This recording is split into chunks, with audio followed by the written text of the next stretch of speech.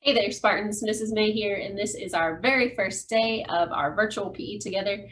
So we're going to go through some exercises that kind of fit the times. We've been virtual since last spring, and we've been doing a lot more things on the computer than we normally do. So we're spending a lot more time kind of hunkered forward and looking down, whether it's at our phone or at our computer. So these exercises, we're going to start with our inner chair. And in the second video, I'm going to teach you how to do those same ones on the floor. So you can kind of choose. The chair will be your easiest. You can also use these chair exercises while you're in the middle of a class. So let's go ahead and get started. We're going to do 5 to 10 repetitions on each side. Okay.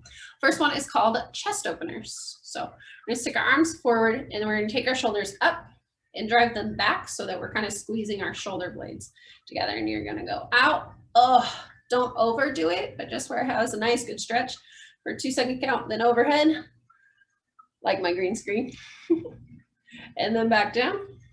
And it's just 2 count in both of those positions. I'm sorry that it's cutting me out. I probably scooted forward or back too much, okay? And then if you need to, if you feel your shoulders start to rise, every time you hit this position, just drop them down and back.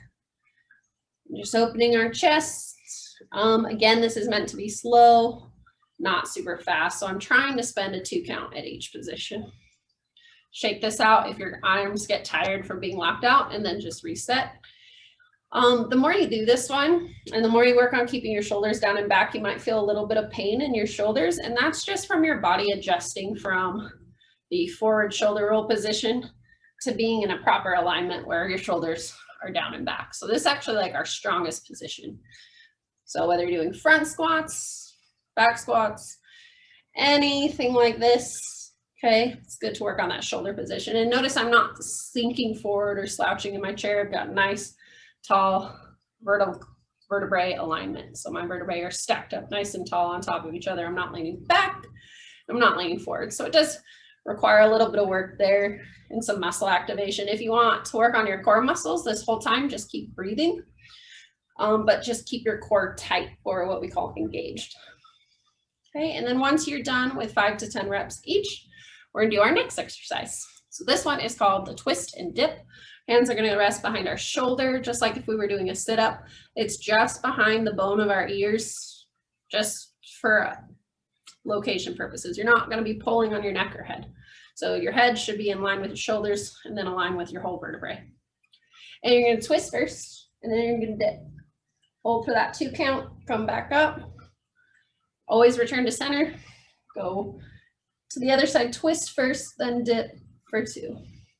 Center, twist, dip for 2. If you're having trouble keeping track of your repetitions, okay, repetitions are how many times we repeat something. I always like to start with my dominant hand. Most of you, that'll be your right hand. For me, that's my left.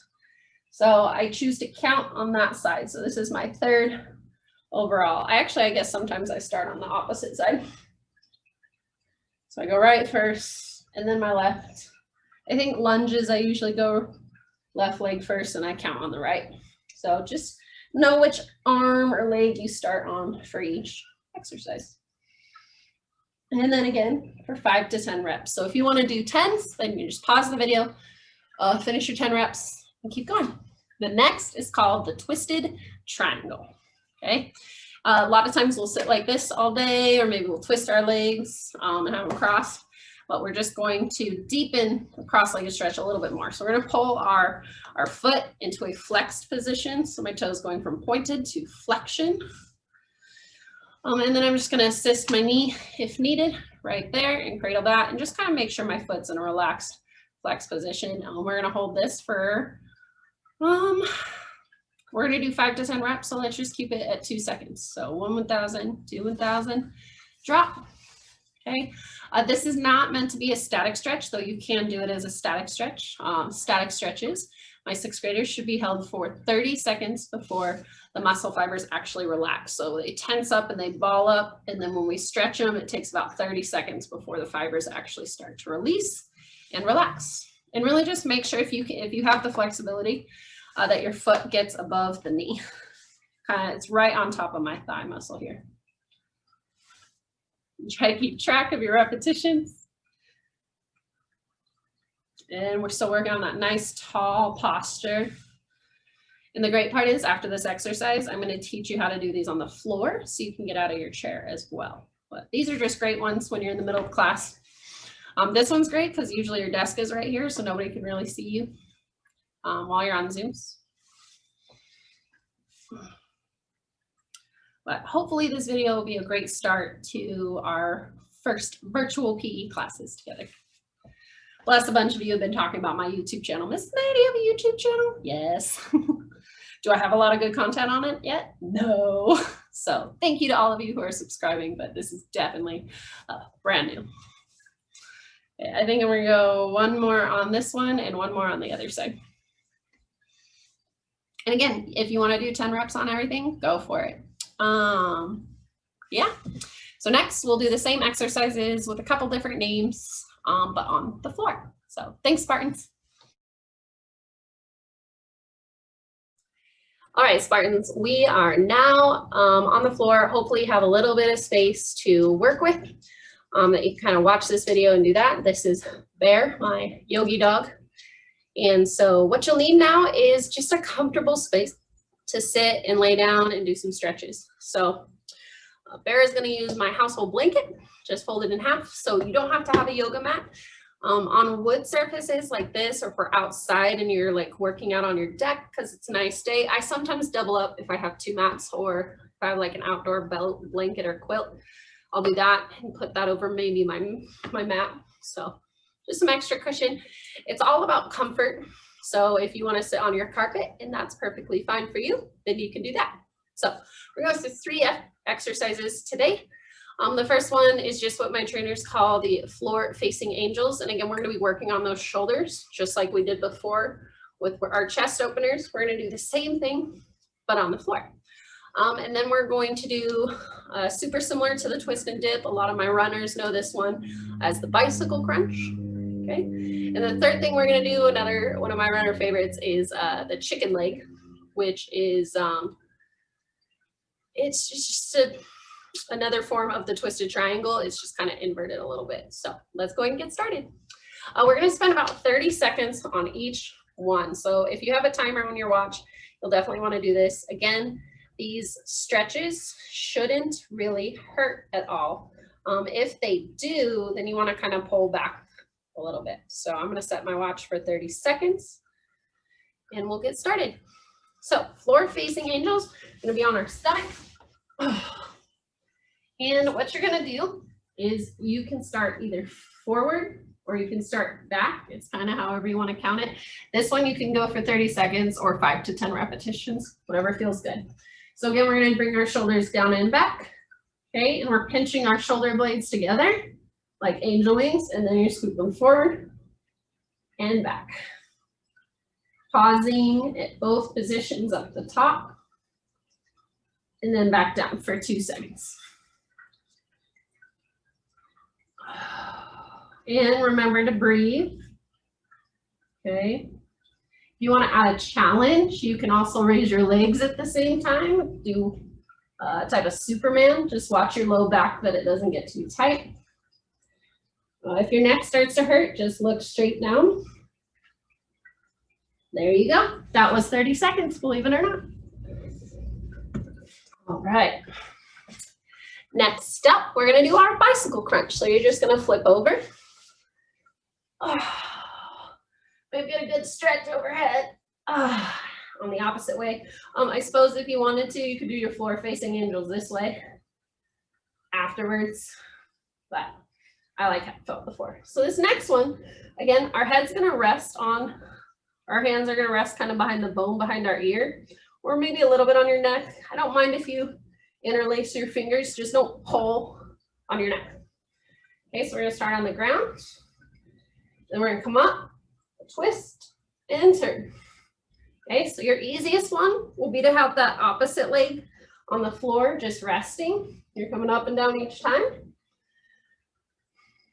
Okay, the more challenge would be to keep that other leg up and to go slow. My runners, we love to go fast. Okay, but The slower and more controlled you go between each, the more engagement your core is gonna get. So this would be your medium level, which I think puts a lot of strain on your neck. I really prefer to really just go slow. Thank you to my trainers who taught me to slow down. Okay, you can even come back to this position, rest your head, come back up. Oh.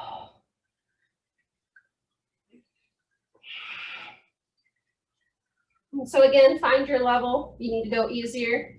Go there, come back. And we're really just twisting and engaging our lats. No, sorry, not our lats. The side of our core. Okay, so that's definitely going to be more challenging than doing it in the chair. But this one is a great recovery one. Post run, post core, post stretching. This is probably the stretch that I always end on. Okay, it was what we call the chicken leg. So your flexibility may vary. We're going to go from, I kind of just go from a butterfly position. I keep this one leg here, and then I'm going to swing my other leg back. Okay, and you can prop up on here. And then the goal is to just keep that other leg flat. Sometimes you might like to be up here too, and that's fine. Just do what's comfortable for you. This would be your easiest position. Just holding it because it's not putting a lot of torque on your inner or outer thigh. And then you can work on dropping. My runners who this is a lot easier for, I want you to focus on good alignment between your toe, your heel, your knee, and your hip. And then you can just go in this resting position as well. And because this one is more static and really hard to do dynamic, we are gonna stick to that full 30 seconds. Again, you can make sure to tighten your core, and that will work on engagement. So you're kind of getting like a mini half plank in here. For the sake of the video, oh, never mind. I was gonna go 15 seconds, but it already passed, so. This one's here. The next video we're gonna do is standing exercises with our chair, okay? So enjoy this. Again, we're gonna go 30 seconds each side. So you pause your watch, slowly come out of it and switch. And again, pay attention to your body. It's gonna be balanced in different ways. One side you might be able to stay here. One side you might be able to go deeper into the chicken leg. Also, I forgot to tell you, I try to point or flex my foot so that my big toe points up to the sky. There you go. So this is our 3 floor exercises. And then we're gonna take a break. We're gonna stand up. I just wanted to make sure our chair ones and our floor ones were together for this first set, just because they were the same exercises. So your next session is 4 standing exercises, and then we'll end with 5 floor exercises. Bye, Spartans. Hey, Spartans. Now we're in our space and we're kind of behind our chair. You can have your chair facing forward or mine's facing backwards, just so you guys can see my legs for the video. And we're gonna go through leg swings, some side lifts, and some forward and back raises. So it's actually a really easy set. I just broke it into 4 different exercises and explanations for you. And we're gonna go through 10 repetitions on each side. So I actually am gonna have my chair facing forward on this one because I just find it easier. And it's just simple leg swings, not really fast, definitely under control, especially if you're in a small space. So if you don't have this wide a space and you're in that 3-foot spot, then you just raise your legs as high as that space is gonna allow you to. Don't kick anybody or anything else. So your chair is there as assistance for balance. If you're sliding around in your socks, maybe this is one where we go barefoot. Let's go ahead and try it. Or you go in your shoes, okay? So here we go. Just nice, casual. You could also do this for 30 seconds, but just try not to kick anything. If I kick too high, I'm gonna kick the counter. And my toe is pointed, or flexed, I'm sorry. So instead of pointed like that, it's flexed so that it's facing my shin, okay? And I'm just swinging casually out and across the front of my other leg that's planted. Okay, and you can really start little. On cold days when I go running, I don't go very high until I'm warmed up. And then once you hit 10 on that side, okay, you can just switch so that you can see it. All I'm doing is going out and forward across my body. I just happen to like leaning forward a little bit. I also popped up on my toe for the foot that's planted to give my leg a little more room to swing. And really focusing on tightening your core. If you're starting to fall with your leg, then you need to just engage your core. Make sure everything's nice and tight.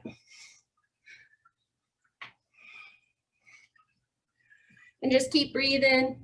Pay attention to your body and what it's saying to you, especially if it's tight. Okay, now we're gonna do single side leg lifts. Okay, so nice tall posture again. Turn your chair wherever you want. You're just coming out to the side as far as your body will let you. Again, my toe is in flexion instead of pointed. So there's pointed, there's flex, big toe to the sky. That's called dorsiflexion, but shorthand. So, oh, sorry, we're not going across the body. So I'm just starting with my legs side by side, flex my foot, and there we go. I can't go as high when I do that. And just raising it up. If your leg gets tight, do 5 on one side. You're just doing the same number on the other side. And really try not to like rock with it. Try to stay nice and tall. Flex the foot and see how high it can get in that position. So it's not really competition to see whose leg gets the highest. And you'll notice that if you're not pointing and you're flexing it, it's a lot harder to raise it. But when we point our foot, it's kind of like ballerinas and dancers. They get really high. It's usually because their foot is pointed instead of flexed. And we're just working on activating all these muscles. So we sit a lot now, and so our iliotibial band or our IT band gets really tight, so do the inside of your thighs. Okay, so working on that. Okay, so then I may not need this. You could always do this with a partner too, or a high chair or something like that. Okay, and this time we're going forward. Okay, again, if it's really tight, you get tired on one side, take breaks as you guys need it. Okay, 5 to 10 reps on each side. Pay attention to your hip flexor right here if it's getting tight, or the top part of your quad. And these are just forward raises. So we've done leg swings across the center of our body. And then we've done the side leg raises, and now we're doing forward. So we're kind of just getting all of the directions, which will be a nice little warm up because we're going to go across the body again with something called an iron cross in the next portion of the video. Okay, and this time I'm just going behind me. I'm also just trying to challenge myself to work on my balance, keeping a nice tall posture, just moving my leg back behind me. So again, you can do 10 in a row on one side, or break it up into 2 sets of 5 per side. I can't wait to see all the comments for the number of times that I have miscounted. I think a lot of times my workouts I miscount and do a lot more reps than I need to. So there you go. Those are your chair exercises. So we did our in chair, we did the same ones on the floor. Then those were our standing chair exercises. Use that chair, it's a great tool. Next, we're gonna be back on our yoga mat or your blanket for some floor exercises. I'm gonna do some hamstring extensions. Then the iron cross, which you'll want equal space on both sides of your mat. So if you have a chair or anything in the way, definitely push it out. Again, if you don't have 6 feet of space in both directions, you're only working with 3, just do your movements in that small space, and that's okay. Okay, and then I'm going to show you an exercise you can do on the wall, and then 2 great exercises just to end your sets with. Okay. So first one is that hamstring extension. If you have a yoga strap, that will help a ton, but I'm going to show you it without, just in case you don't have it. And if you don't have a yoga strap, but you have a belt, you can use a belt, just don't overly stretch it. So we're doing some extensions. We're going to have our knee nice and aligned with our hip. And you can put your hands here if you want to, but you're just working on extending. Okay. The goal will be to go from this position to a nice straight leg, but my hammies are super tight, so they're not really very straight. And again, 5 to 10 repetitions. just working on getting a straight leg as close as you can. So this is the point where my leg says, nope, I'm not going anymore. And I like to do it in flexion. Yeah, because I can't really, when you get to the top, you really don't point your toe anymore. So if you want to do 10 on that side, go ahead. Then you're bring your other leg up. I honestly just start here. And then once I find that balance point, I'm just kind of checking in with my hamstring to see how tight it is. And we're just coming here to 90 degrees. And then extending as far as it's gonna let us. Whew, my muscles are starting to shake. That's how tight my hammies are. Yeah, you see it quiver just a little bit. Okay, and next is iron cross. So I'll only really be able to show you half of it because of my video space. That's okay. So we're gonna go back on our floor. I just usually put my hands out to the side, and our goal is gonna flex our foot, go up, and drop it over, hopefully being able to reach our hands. And try to do that in kind of a 2 count. If you're in class, just tuck your shirt in. There you go, see, hitting my green screen, ran out of space. So just don't kick anybody in your family or trip anybody as they walk by. Oh, and really just trying to keep our shoulders down on the ground, and we're just trying to turn at the hips. And keeping my hips are stacked. Oh, and they go back down. And again, we're doing 5 to 10 reps on each side. Keeping that foot flexed. Oh, man. Breathing, remember to breathe.